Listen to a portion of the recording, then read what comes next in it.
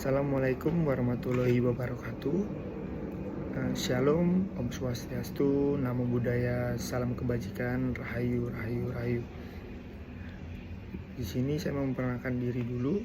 Perkenalkan, nama saya Matthew William Talakua dari kelas Hukum Acara Pidana kelas C.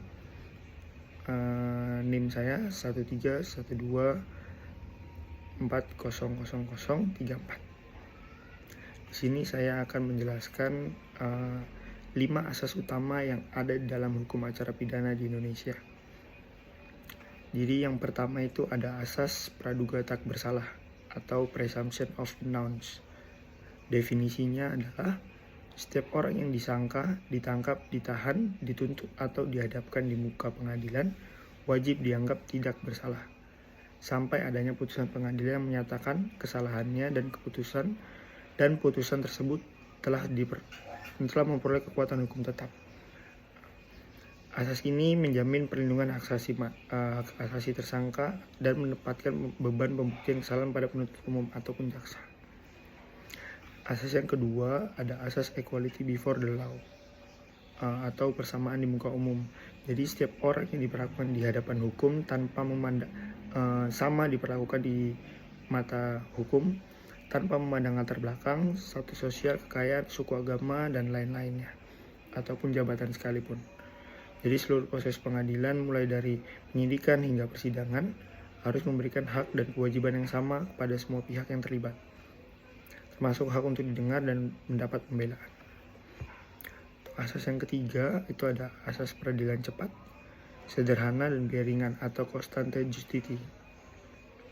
Definisinya di sini ada proses peradilan harus diselenggarakan secara efektif dan efisien, diselesaikan dalam waktu-waktu yang tidak berlarut atau tidak ditunda-tunda, dengan prosedur yang tidak bertele-tele, dan dengan biaya yang terjangkau oleh masyarakat.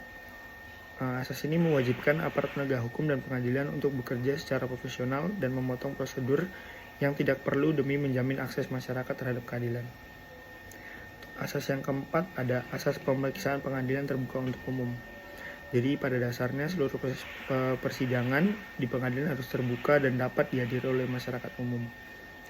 Keterbukaan ini berfungsi sebagai kontrol sosial dan agar proses peradilan berjalan jujur dan tidak memihak di salah satu pihak. Pengecualian dilakukan hanya untuk kasus-kasus tertentu yang diatur undang-undang. Seperti perkara kesusilaan atau perkara anak itu bisa saja tidak dihadiri oleh umum atau secara tertutup. Asas yang terakhir ada asas bantuan hukum atau legal assistance. Tersangka atau terdakwa berhak memperoleh bantuan hukum dari seorang penasihat hukum pada setiap tingkat pemeriksaan, terutama bagi mereka yang menghadapi ancaman hukuman pidana tertentu atau tidak mampu secara ekonomi. Asas ini menjamin hak pembelaan tersangka atau terdakwa agar terjadi keseimbangan posisi antara aparat penegak hukum dengan pihak yang dituduh, sehingga tercipta peradilan yang adil. Mungkin itu saja dari penjelasan 5 asas dalam hukum acara pidana. Terima kasih.